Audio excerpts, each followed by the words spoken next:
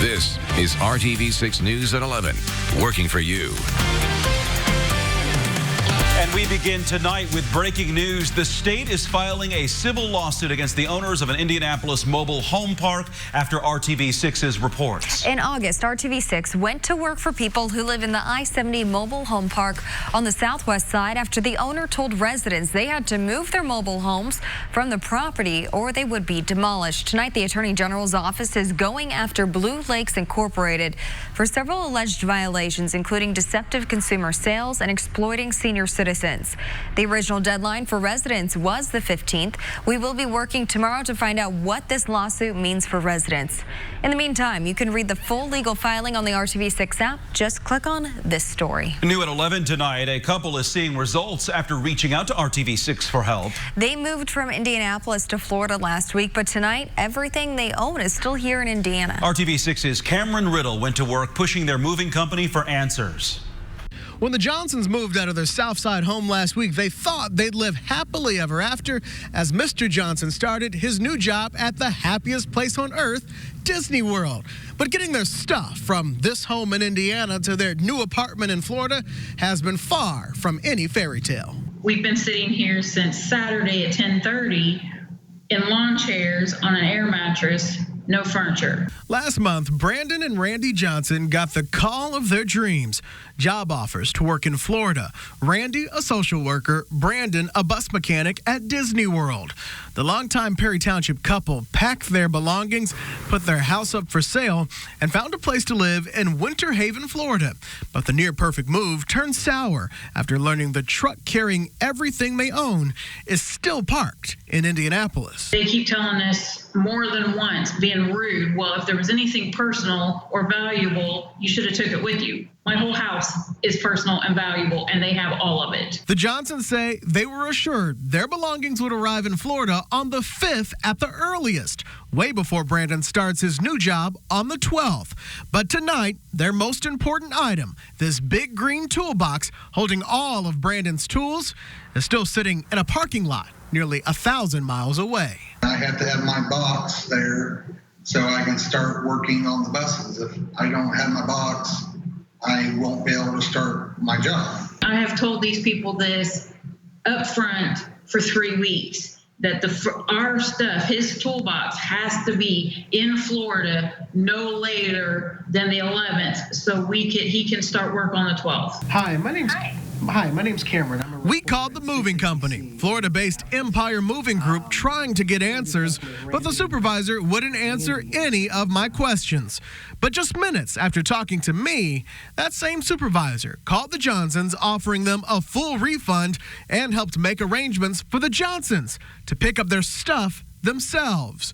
Now the Johnsons will be making an unexpected trip back to Indiana. In 30 hours, I can have my stuff down here myself, but I want every dime back, period, nothing. If I do the work, they're not getting paid. Working for you in Indianapolis, Cameron Riddle, RTV6. And as with any business contract you sign, make sure you read the fine print when it comes to putting any specific timing agreements in writing. And if you're bringing along an important item, it might be a good idea to ship it separately if you can. Moving trucks typically make other stops before your belongings are finally dropped off. Also working for you, the Marion County Health Department inspected Lexington Green and Villa Capri apartments in Speedway today. This comes after we told you last night at 11 several people who live there do not have hot water. Now, do not have water. They reached out to RTV6 with concerns that the water tank will not be fixed because they say other maintenance requests have been ignored. Health Department officials say if needed, they plan to write orders for the complex to fix things. And if you have a problem and need help getting results, contact us at workingforyou@rtv6.com. Kevin. Several things to talk about. No big changes until we get to Friday. It's comfortable. Clear skies, central Indiana, 61 in Indianapolis, 58 in Bloomington. Generally warmer tonight than we have been. We'll start in the 50s tomorrow morning. Mildest day in the 7-day forecast tomorrow. Still dry, wind out of the southeast. You'll notice more in the way of cloud cover, though. Friday, our rain chances go up. That's the first first hint of a change. Showers and isolated thunderstorms late afternoon, then they become likely as we get into Friday evening and Friday night. Obviously would have an impact on Friday night football. As far as our rainfall potential, half-inch rainfall amounts, generally speaking, some cases a little bit above that. The temperature impact, that will be unveiled shortly. The man accused of renting his adopted daughter an apartment in Tippecanoe County and abandoning her is sharing his story with RTV6. So the reports of changed her age, dropped her off, left the country, we're missing a lot in between there. Michael Barnett and his now ex-wife adopted a young girl from Ukraine in 2010, but they say the girl was actually an adult pretending to be a child. At some point, a court legally changed her age from 8 years old to 22 years old at the couple's request. Barnett claims the girl threatened and even tried to kill the family. He regrets not realizing something was wrong when the adoption agency first contacted the couple. They sought us out. We did not contact them. They gave us very little information on Natalia, and they told us, you've got 24 hours to make a decision on if you want to adopt this special needs person. You got 24 hours. We're not giving you any information. It's a closed adoption. A hearing on a motion to dismiss the charges against Michael Barnett is set for Tuesday. You can read much more about this complicated case in the RTV6 app. Investigators do not believe the death of a dog found in Hancock County was an accident. A farmer found the 10-month-old dog's body in a field. It still had its collar on, leash attached, and it had a stuffed animal laying there beside it. I mean, it's very sad. The dog appeared to have head injuries, according to Greenfield Hancock County Animal Management. As microchip led investigators to the owner, he said he was unable to care for the dog named Boss, so he gave it away to a neighbor. Anytime something like this does happen, I mean, it's a big deal, and no one wants to walk up, the public or a citizen or even us wants to walk up to a dog in this condition and know potentially something really horrific happened to this poor animal, unnecessarily. The owner says he did not know much about the man who took Boss. Investigators are trying to find that person. 2 people face charges in connection to a double homicide at a busy intersection on the west side of Indianapolis. Today, IMPD announced the arrests of Dwayne Lucas and Terrell Red. Investigators believe they were involved in the deaths of 25-year-old Shinita Caffey and 26-year-old Miles Cross back in August. They were shot on Lafayette Road near Tibbs Avenue on August 5th.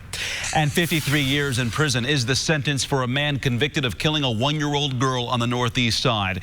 Investigators say Darren Banks shot an assault-style weapon into a home on Whitfield Street in March of 2018, killing Malaysia Robeson.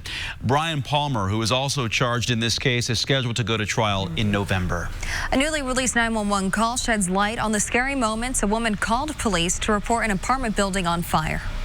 Is everyone out of the building? No, they're coming out a window. There's kids. They can't get down. The mom's inside. There's you need to hurry, please. Earlier today, police released body camera video from yesterday morning's fire at Cumberland Manor Apartments. 3 IMPD officers and a Cumberland police officer kicked in the door of one apartment and saved a couple and their 7-year-old boy. First thing that we saw that I remember is a little boy laying on the couch there in the front room, obviously sleeping. They had no idea what was going on. It wasn't even just about us being police officers, firefighters being firefighters. It's people coming together as people. And, I even saw, neighbors comforting neighbors. A 40-year-old woman who lived in the apartment where the fire started was taken to the hospital in critical condition. President Trump and the frontrunner in the race for the 2020 Democratic presidential nomination are sharpening their attacks against each other. Biden is dropping like a rock. I don't think he's going to make it. Donald Trump has violated his oath of office, betrayed this nation, and committed impeachable acts. He should be impeached. For the first time, former Vice President Joe Biden is calling for President Trump's impeachment. The administration continues to defy the investigation, refusing to cooperate. CNN is reporting that House Democrats will be issuing more subpoenas in the inquiry, but may be done with voluntary interviews for witnesses. We're waiting to hear back from a car dealership facing a federal racial discrimination lawsuit. Jeffrey Turner claims he was fired from Mercedes-Benz Lafayette in 2017 for insubordination after reporting allegations to Mercedes-Benz North America. Turner says he complained about the head of the auto group's repeated use of the N-word, including bragging about regularly overcharging African Americans for vehicles. It was simply a word that was being used openly multiple times, 6 or 7 times specifically that morning in a sales meeting, and he was really boasting how good a job I was doing. And essentially he was saying, we're making lots of money on JT's customers, we're scalping. Turner is suing the dealership and Mercedes-Benz. He is seeking damages and a trial by jury. Indianapolis public school leaders say IPS is stronger together. That was the theme of tonight's first ever State of the District address. Some things in life are simple. Some things in life are very easy to understand. And so it is when it comes to the importance of education as one of the most critical drivers to future success. New Superintendent Alicia Johnson laid out the district's plans for growth and improvement at the event at Shortridge High School, including the push to prepare students for life after high school, no matter what path they choose. We've earned more than $1 million to support the work we are doing in post-secondary readiness, to build a stronger connection with workforce partners, higher education, and the military, to ensure our students have opportunities and exposures to the pathways beyond K-12 before they leave us. IPS recently held its first job fair for seniors. A lot of us use these scooters to get around town, but the next time you get on one, you're going to want to give it a good look over. I'll tell you why in just a few minutes. And this weekend's Latino Expo will have education and job opportunities and a unique chance to improve your leadership skills. Find out how ahead in Hiring Hoosiers. I'm only at Ashley Home Store. This is home. This is RTV6 News at 11, working for you.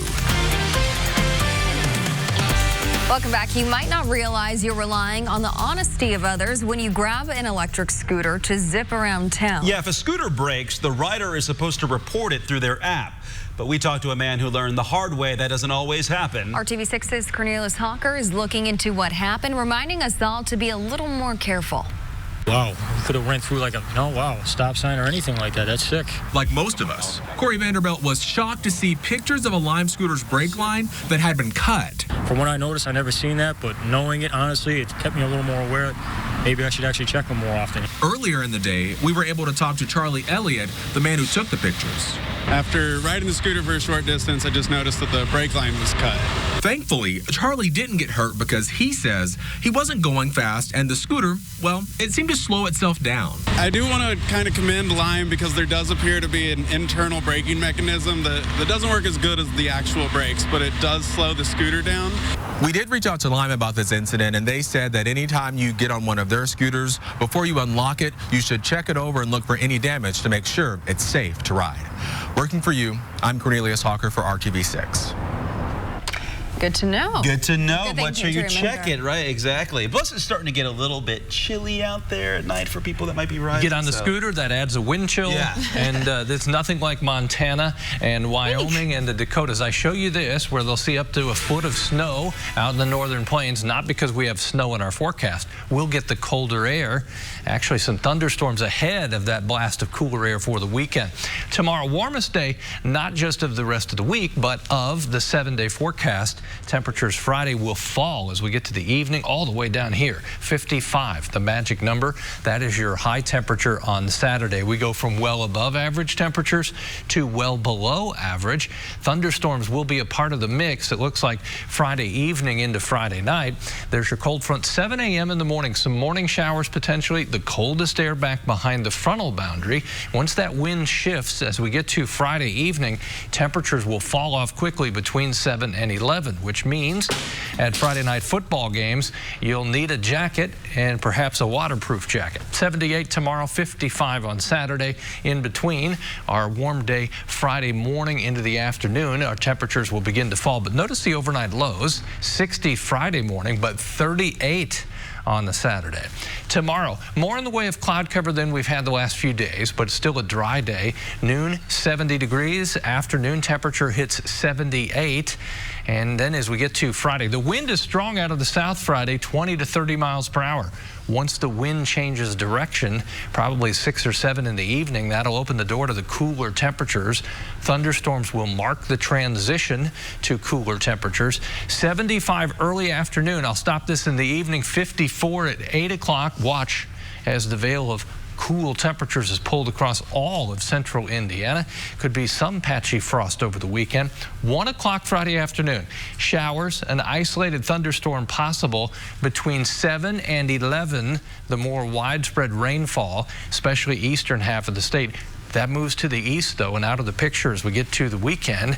Saturday forecast will be much cooler. During the evening hours, falling temperatures during Friday football. I do think some of the games will be impacted then by showers and thunderstorms. Temperatures bounce back for the second half of the weekend. 65 on Sunday and mostly sunny. High temperatures anywhere in central Indiana will be in the 50s. And Saturday, noon kickoff in Bloomington, noon kickoff in West Lafayette. Both spots will have temperatures right around 50. Big game up in South Bend, 47.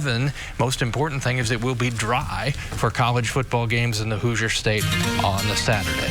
Sunshine is back Sunday, 65 degrees, and it's about as warm as we get next week. Mid-60s. Mid-60s. We're cooling down? Yes. All right. Thanks, Kevin, for that. Thank you, Kevin. And we have Brad Brown standing by with sports tonight. Feel like fall out there, team. And thanks. And good evening, everyone. IU and Purdue, as Kevin said, both home this Saturday. Both teams are getting very close to that desperately needing a win phase of the season already.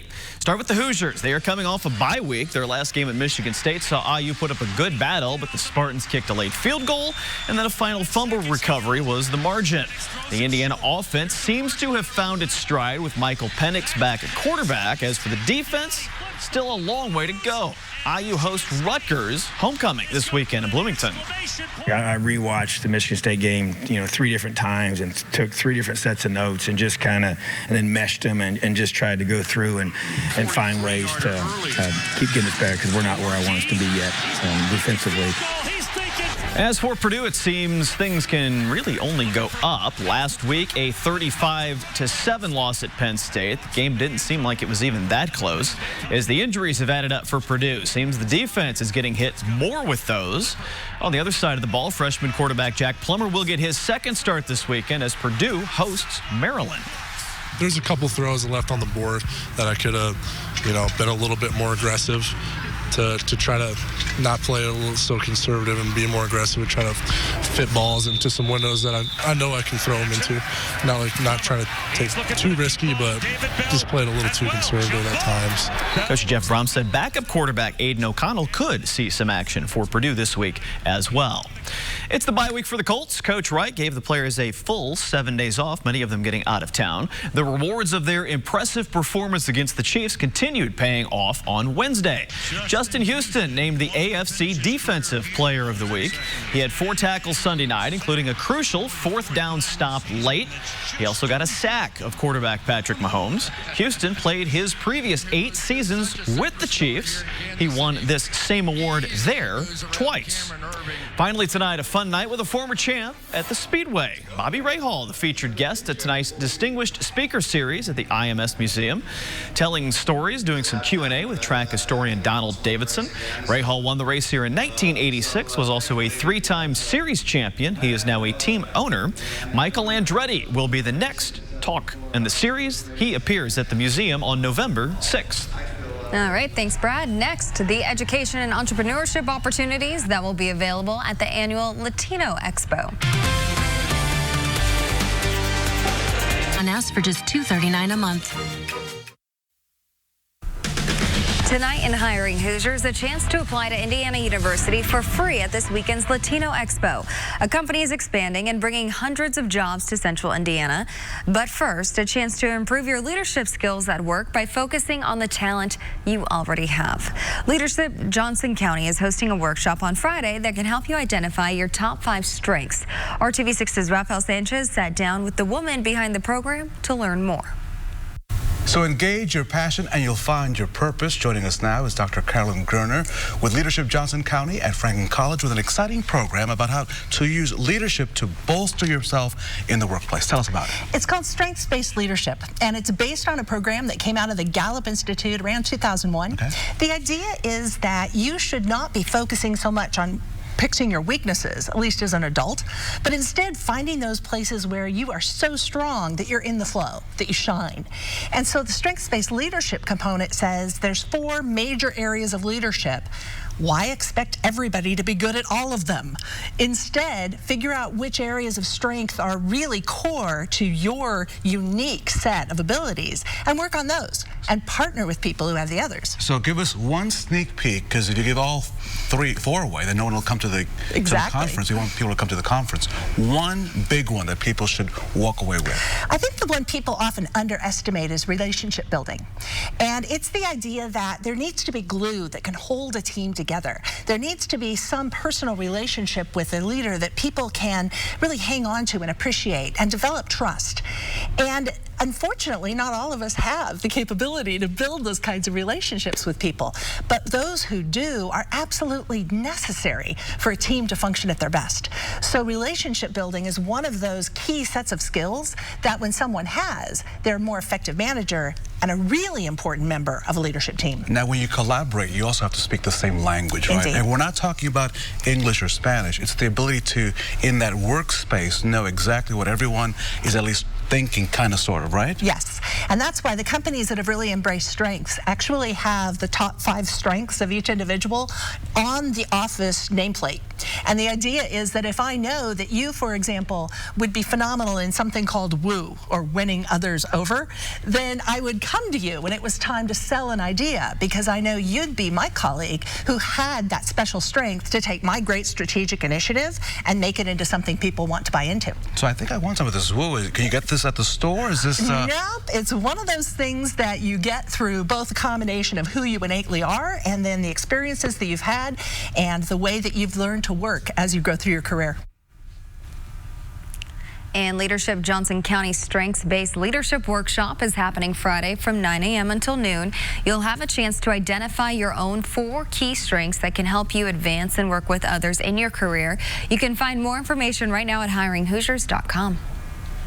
Hiring Hoosiers is also focusing on opportunities for higher education and entrepreneurship in Central Indiana. Resources for both will be available Friday and Saturday at the Indiana Latino Expo. For the 4th year in a row, the Indiana Commission for Higher Education will be at the Expo for its college and career fair. And they expect hundreds of students to stop by for more information about Indiana's Early College Promise program, the college admissions process, and filling out financial aid forms. The Commission for Higher Education will even let students apply to IU for free. We have established an attainment goal by 2025 that 60% of working-age Hoosiers will hold some type of valuable degree or credential beyond high school. And we know that in order to achieve that, we have to effectively engage all populations. And so our Latino population across the state has made great strides over the past few years as it comes to educational attainment, but we want to be there on the ground working to support this population anywhere and everywhere we can. The Indiana Latino Expo Education Fair is happening Friday from 11 a.m. to 2 p.m. and Saturday from 8 a.m. to 5 p.m. You can find the expo at the Indiana State Fairgrounds Blue Ribbon Pavilion. And you can learn more about our Hiring Hoosiers initiative, plus jobs that are available right now at our website, hiringhoosiers.com.